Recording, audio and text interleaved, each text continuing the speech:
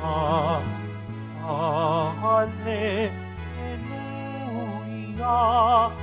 Hallelujah.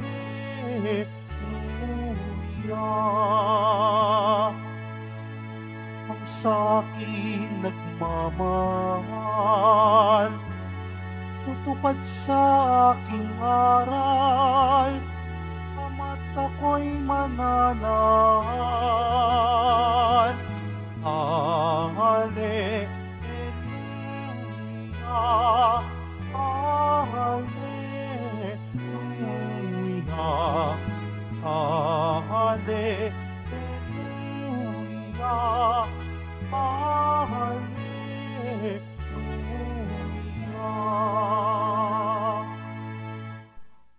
Sumainyo ang Panginoon At sumaiyo ang rin. mabuting balita ng Panginoon ayon kay San Mateo. Papuri sa iyo, Panginoon. Nung panahon yon, sinabi ni Jesus sa kanyang mga alagad, pag-ingatan ninyo na huwag kayong pakitang tao lamang sa paggawa ninyo ng mabuti. Kapag ganyan ang ginawa ninyo, wala kayong matatamong gantimpala buhat sa inyong amang nasa langit.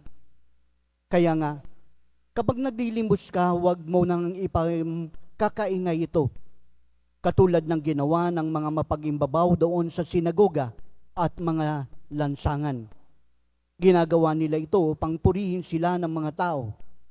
Sinasabi ko sa inyo, tinanggap na nila ang kanilang gantimpala.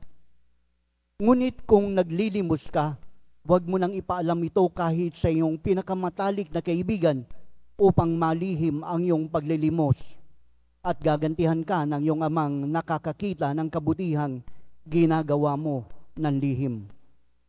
At kapag nananalangin kayo, huwag kayong tumulad sa mga mapag-imbabaw. Mahilig silang manalangin ng patayo sa mga sinagoga at sa mga panulukandaan upang makita ng mga tao. Sinasabi ko sa inyo, tinanggap na nila ang kanilang gantimpala. Ngunit kapag mananalangin kayo, pumasok ka sa iyong silid at isara mo ang pinto, saka ka manalangin sa iyong amang hindi mo nakikita at gagantihan ka ng iyong amang nakakakita ng kabutihang ginagawa mo ng lihim. Kapag nag-aayuno kayo, huwag kayong magmukhang malungkot tulad ng mga pag-imbabaw. Hindi sila nag-aayos upang malaman ng mga tao na sila'y nag-aayuno. Sinasabi ko sa inyo, tinanggap na nila ang kanilang gantimpala. Kapag ikaw ay nag-ayuno, mag-ayos ka ng buhok at maghilamos upang huwag mapansin ng mga tao na nag-aayuno ka. Ang iyong amang hindi mo nakikita, ang siya lamang makakaalam nito.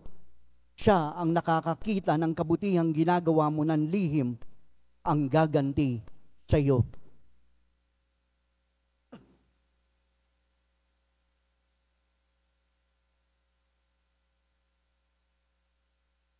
Ang mabuting balita ng Panginoon.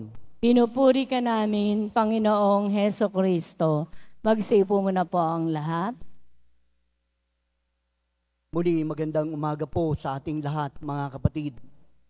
Ang Ebanghelyo po ay naririnig na po natin every time na tayo po ay sumasapit sa tinatawag nating Kwaresma.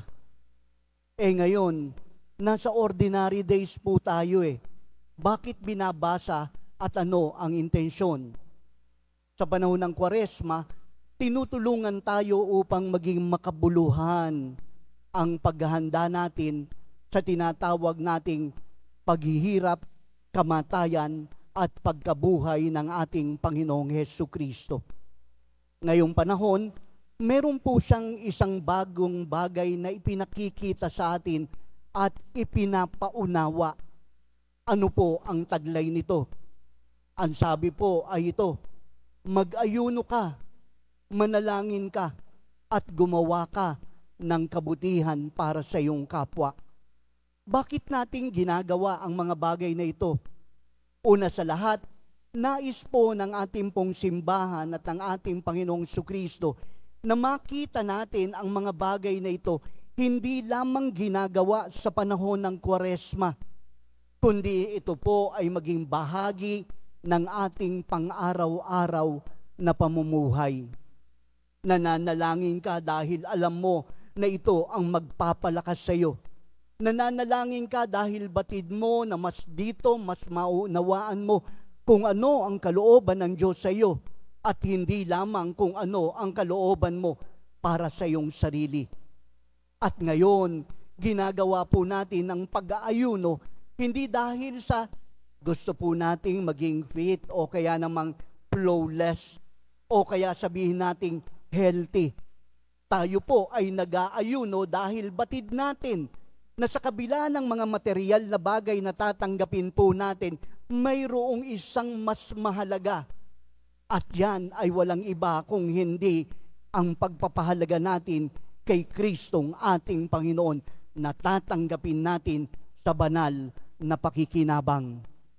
At ang masigit na ekspresyon ng pananampalatayang ito ay masusukat natin sa tinatawag nating pagtulong natin sa ating kapwa. Walang saysayang pananalangin, walang saysayang pag-aayuno kung hindi mo binubuksan ang iyong mga palad para tumulong sa iyong kapwa.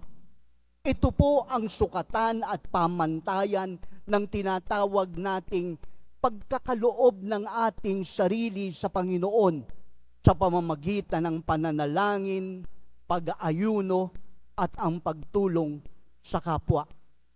Ngayong araw, ang binibigay po sa atin ay isang gintong bagay na dapat po nating yakapin.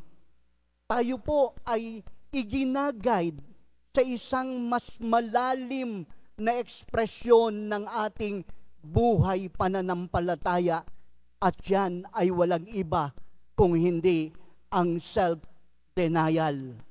Bakit po self-denial? Kasi ito lamang po ang bukod tanging perspective o bukod tanging pamantayan upang matupad natin ang sinasabi sa ating ebanghelyo. Matuto kang isa-isang tabi mo ang iyong sarili nang sa gayon, mas mailuklok mo sa karapat-dapat na kalalagyan ang Panginoon na nagbibigay ng lahat sa iyo. Kapag ikaw ngayon ay nananalangin, hindi ka nananalangin para sa sarili mo na lamang. Nananalangin ka upang mas lalo mong mapalalim ang iyong pananampalataya at mas maunawaan mo kung ano ang kalooban ng Diyos para sa iyo. At ngayon, pilit mong tinitignan na anumang pagkilos mo ay nakasalalay sa tinatawag na pakikipag-ugnayan mo sa Diyos. Hinahanap po natin ngayon ang tamang pamamaraan at ito ay sa pamamagitan ng pananalangin. Every time we consistently pray, mas nagiging ganap ang ating pag-unawa at mas naaalay natin ang ating isip, ang ating puso at ang ating gawa sa kalooban ng Diyos na tunay na nagmamahal sa atin. Ngayon, kapag tayo ay nag-aayuno, may pinaghahandaan na tayo. Alam po natin na ngayon na mayroon pang mas mahalaga sa bagay na tinatanggap natin at ito ay walang iba kung hindi ang ating Panginoon. Kaya naman sa pag-aayuno po natin, ginagawa nating karapat-dapat ang ating sarili sa harapan ng Diyos. Kaya tayo nag-aayuno hindi na lamang para lumakas ang ating katawan, panglupa, kundi upang ang ating kaluluwa ay maging karapat-dapat pagdating ng panahon sa harapan ng Panginoon. At sa bahagi ng ating pagtulong sa ating kapwa, nakita po natin na tayo ngayon ay binibiyayaan ng Diyos at nagkakaroon ng saysay ang biyayang ito kung tayo mismo ay nagiging panibagong biyaya sa ating kapwa. At sa pagtulong natin at pag-extend natin ng ating kamay, dito nagaganap ang pagdating ng Panginoon sa ating buhay dahil pinapayagan mo ng maging kasangkapan ng kanyang kabutihan at pagmamahal. Mga kapatid, ang sabi po sa atin na ito, kung tutulong ka, huwag mo nang ipaglantaran ang iyong pangalan, huwag mo nang ipagsigawan kung sino ka. Gawin mo ang magagawa mo para sa iyong kapwa sa katahimikan. Bakit po sinasabi po sa atin ito? Dahil kung tinanggap mo na po ang parangal dito sa lupa, aba, huwag ka nang umasa na tatanggap ka pa sa kabila. Dahil dito pinarangalang ka na. Hindi po tayo tulad ng mga politiko. Pinaglalantaran ang kanilang mga pangalan at mga ginawang programa para sa kanilang nasasakupan. Hindi po tayo mga politiko na nagsasabi kung ano ang ginawa natin at dapat isulat sa lansangan, poste at gumawa ng napakalalaking streamer para hindi malimutan ng mga taong kanilang pinaglilingkuran nang sa gayon pagdating ng halalan, iboto muli siya. Mga kapatid, tayo po ay mga Kristiyano. Gumagawa po tayo na hindi natin inilalantad ang ating pangalan dahil sa isang intensyon na hindi parangalan ang ating sarili, kundi bigyan ng karangalan ang Panginoon na nagbigay sa atin ng lahat ng bagay. Siya lamang ang may karapatan at tayong mga Kristiyano ay walang karapatan dahil tayo ay kasangkapan ng Panginoon para sa kanyang kabutihan. Ito po ang layunin ng ating ebanghelyo. Hari nawa sa araw na ito, mabuksan ang mata ng ating pananampalataya nang itikom natin ang ating mga kamay ng taos-puso.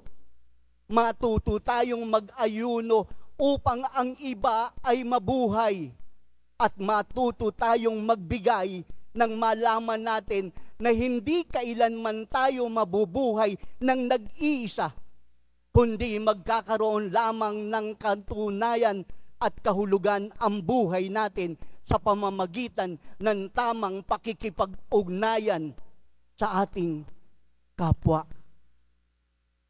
Ito po ang pananalangin. Ito ang pag-aayuno. At ito ang tunay na pagtulong sa ating kapwa. Amen.